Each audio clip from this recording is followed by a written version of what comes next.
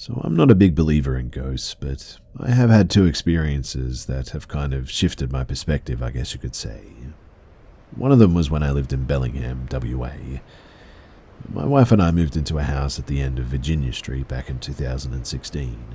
The house was in decent condition, but certainly older. We had a daughter who was about 5 or 6 at the time and a newborn, and after moving in we noticed a few strange things happening. We never felt threatened by whatever was in that house, and I fully admit that maybe all of these are just some random events brought together by coincidence. But after moving in, my wife wanted to finally get cable TV. Having worked with Comcast before, I have always seen cable as a bit of a waste of money, and I certainly wasn't making a lot too. But she wanted it, so we ended up getting it. A day or two later, I was asleep and having a dream that the TV was really loud in the other room. My wife woke me up and said that somebody was in the house and that they had turned on the TV, so it wasn't a dream. I told her to stay put in the room with the baby and the phone to call the police if she heard a commotion, and I got my pistol, military, LE type background, and I carefully moved towards the living room. It was hard to hear if someone was moving around because the TV was so loud, pretty much full volume, but I tried to pay attention anyway because I knew that I needed to have positive identification before raising the pistol, and the house was dark. After all, waving a gun at shadows is how innocent people get shot. I got to the living room though and didn't find anything, so I kept moving. I didn't turn off the TV because I figured the loud noise would also mask the sound of my movements. Since it was my house, I figured that I had the home court advantage against my intruder. I was very lucid given that I had just been dead asleep, but adrenaline is like that. I ultimately cleared the entire house, and in the end I didn't find anything. The TV had apparently just come on by itself. Stuff happens, I figured, as I turned off the TV and stood in complete silence. Wires get crossed, and the old man across the street may have turned in his TV, and the same remote frequency may have activated our TV. Who knows? I secured my pistol, you have to with kids in the house, and tried to go back to sleep. But a few days later, I picked up my daughter at school. "Dad, I have to tell you something." Great, I thought. My daughter got put in time out again at school for being disruptive. She's always been a bit of a lovable blabbermouth, but what happened? Well, last night my TV came on by itself. Now, I might have normally brushed this off with the same crossed wires, TV remote sort of logic gymnastics, but my daughter's TV was only connected to a PS3, which we used so that she could watch Netflix. It takes 2 separate remotes to turn anything on as well, so this was definitely a bit creepy. Because my security contracting job had me work all over at different times of the day, my wife and I would frequently sleep in different rooms so I didn't wake her up when I went to work. As a nursing mother, she was already getting very little sleep as it was. And after I went to bed one night, I heard running up and down the hallway, just like quick little steps running past my door. I even got up and opened the door to tell my daughter to stop running, and almost simultaneously, my wife opened her door, opposite mine across the hallway, to tell our daughter the same thing. "Are you making all that noise?" "No," I said. "I thought it was Isa." But I could see in our daughter's room, and she was asleep in her bed. She's asleep, though, and she was. Not in the way kids pretend to be asleep so that they don't get yelled at, too, to go to bed. This was the sleep with drool coming out of her mouth and her hair covering her face, just like completely out of it. My wife and I didn't talk about the footsteps that we had both heard running down the hallway, but a few days later, I was in bed again in the spare bedroom, almost asleep, and I heard this terrible noise of what could only be the unmistakable sound of a plastic sippy cup falling onto the linoleum in the kitchen and bouncing around for what seemed like forever. I've got her this time, I thought, tossing the blankets off so that I could tell our daughter to go back to bed. I grumpily walked to the kitchen and flicked on the light, but when I did, there was nothing. No cup, no explanation for the sound whatsoever. My wife followed. "Hey, what was that noise?" Nothing," I said. I didn't need to freak her out. We both became more aware of a presence in that house.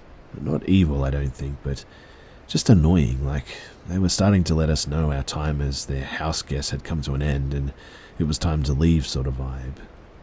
A little while later, days or weeks, I don't really remember the time exactly, but my wife and I were sitting on the couch, and as we watched TV, that cable that I was reluctantly paying for, we heard this sort of slow squeaking sound. We looked around to see where it was coming from, and it took a second for us to notice that it was the door to the linen closet in the hallway being opened because it was opening so slowly. The door had a mirror on the inside, and we slowly watched as the door opened until we sat there, staring at our own reflection. We just sort of sat there, silent, trying to find one impossible explanation for why our house couldn't actually be haunted. Very shortly afterward, I got a new position and we were scheduled to move across the country. We had a garage sale and sold whatever items we could to reduce the amount of junk that we would otherwise have to pack or throw away. A few neighbors picked through our stuff, and I eventually got into a conversation with an older gentleman about why we were moving. "Yeah, I remember when this house first got here a few years ago," he said, unsolicited. The house was in good condition, but old. Old cabinets and fixtures. A pink toilet and a bathtub, he said. Something from the late 1970s or early 1980s. Something an old lady like my grandma would live in. Sir," I said, correcting him, "this house certainly wasn't built only a few years ago." "No, that's when it first arrived here. The old house was brought in from somewhere else and put on this lot." If he had told me that some old lady had died in that house, I'm sure that I would have lost my mind. But I certainly wasn't going to ask him.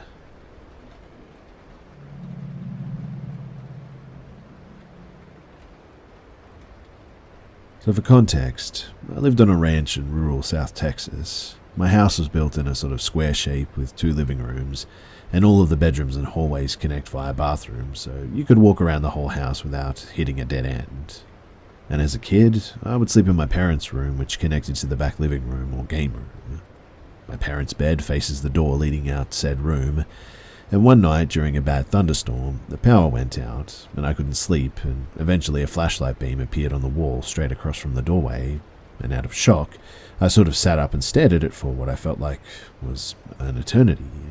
Not knowing where this light was coming from, after maybe 2 or so minutes, I started to see someone sort of stick their hands in front of the beam and started to do hand puppets of a bird and then a dog and then a few more creatures, which I can't explain, but they were at that point that you would make those figures with your fingers. I watched in amazement for a few minutes, but began to realize that both of my parents were laying next to me and we should have been the only ones in the house. My first instinct was that it was someone outside on the back porch doing this through the glass door, but then I noticed that it couldn't have been due to the angle that they would have had to have been next to the door or way along the wall, which was impossible. I woke my mother up to look, but she didn't want to budge and told me to go to sleep. At the same time, the hand puppets became more erratic and were sort of shifting, so to speak, faster and faster, and I started to cry, and my mother woke up and looked at me, and how I was acting, she eventually looked at the doorway, but said that she saw nothing. I looked back in the direction, and it was gone. Now, I know that this is a really strange story, but after this night, every now and then, at night, the flashlight and the puppets would come back, and I tried to show my parents, but they would never wake up and catch it on time. I would just cover my head with the blankets and hold onto my mother's arm for dear life. As an adult, I can still see the memory of it clear as day, but the thing that gets me the most is that the wall that I could see these puppet shows on had some, like, Coca-Cola collectibles on it, and one of them was glowing in the dark, and then the shadow of the puppets would sort of cross over it. It would go completely black as if it never had any light. It was just as dark as everything else. And when it was over, it was back to normal.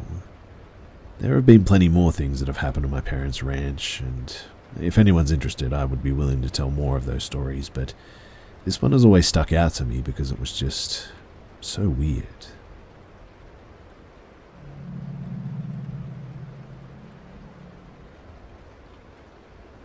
Listening to some stories here, it's reminded me of an event that occurred about a month ago behind my home. For some background, I live in the Bridgewater Triangle, near the Hockomock Swamp. If anyone isn't familiar with the area or strange events that have occurred, it's well worth the deep dive and you should look it up sometime. But to make a very long story short, about 350 years ago, King Philip's War was fought between the colonists and the natives living in the area. The conflict lasted 3 years from 1675 to 1678, killing nearly 5,000 natives and the colonists during that span as well. At the time, many of the deceased were buried in the neighbouring swamps and forests with unmarked graves, and over the years the area has been a hotbed for paranormal activity, such as apparitions, thunderbirds, Sasquatch and UFOs, just to name a few. Anyway, on to my story now. So, it was a typical cool summer night when I came home from the gym at around 11:40 p.m. on a weeknight. I jumped out of my car and headed for the back door when I began to hear the sound of drums coming from the direction of the woods. My house is the last on the street, closest to the town river and adjacent to the swamp or deep wooded area. The closest house through the woods is about 8 miles away, and I've never heard them to this point, as I've lived in this home since 2014. So, naturally, I sort of walked towards the tree line to identify the source of the sound. The drums sounded very basic, like a hand drum maybe, and it played in a very methodical, rhythmic, sort of almost tribal beat. But what happened next, I really can't fully explain. You see, as I began to get closer to the woods, staring into the darkness, the volume of the drums began to raise and lower at random. It didn't sound like the drum's volume was being adjusted. Instead, it sounded like the drums were moving. Like whoever was playing the drums was sprinting through the woods at an inhumane rate of speed, causing the drums to sound as close as 50 yards to as far as about 150 yards away in mere milliseconds. Only the dim driveway spotlight illuminated behind me as I stood alone in the dark, and in that moment, a feeling of just dread washed over my body. So I began slowly walking backwards, never turning my back to the moving sound that I was still hearing. I stepped through the kitchen door, wondering if I had made the experience up. To this day, I can only guess at what I had heard that night.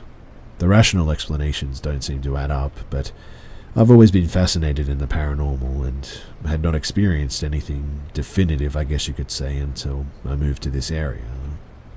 I do plan on sharing some of my other experiences at some point if there's interest, but anyway, this happened and it's something that'll stick with me, I think.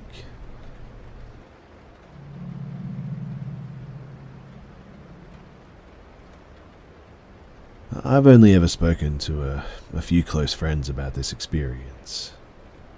When I was about 12 years old, me and my 2 younger brothers and my 2 younger cousins were playing outside at night. Our cousins came over to see us, and all of the adults were inside the home.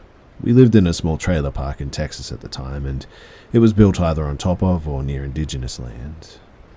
We played outside a lot at that time, and there was a street light that shone over the part of the road that we were playing on, so it didn't feel creepy or dangerous or anything. I looked down the road where a white house sat, and next to it was a garage, and next to that was the forest. There was a lot of forest in this area, in fact, and I noticed something coming out of the forest. I thought it was a wolf for a brief moment, but then I felt my heart sink when I saw its distorted-looking, long, thin limbs, and the uncanny way that it moved brought tears to my eyes almost. It had a long head and a small mouth like a horse, tan in color, and it was extremely thin and had no tail. It was weird looking, and as soon as I saw it, I knew that something was wrong. I grabbed my cousins and told them to look where I was pointing and asked if they could see it too, or if I was crazy. They had a terrified look on their faces and said yes, and I looked over it where I saw the creature, and it got up and started walking on its 2 hind legs, and moved in such a weird way. It began to climb the garage with ease, and this thing had to have been around at least 8 to 10 feet tall while standing on its back legs. I then ordered everyone to run inside. I told the adults what we saw, and obviously they didn't believe us for whatever reason. I assumed that they thought that it was our imaginations. But anyways, I haven't seen these cousins since the encounter due to family issues. I've searched the internet many times trying to find a sighting or a report or an image that resembles this creature, to which I've really had no luck. So now I'm turning to here. If you've seen anything like this, then please let me know. If you know anything about what we saw that night, then please leave a comment below. Or if you've seen something like this, I would love to talk to you.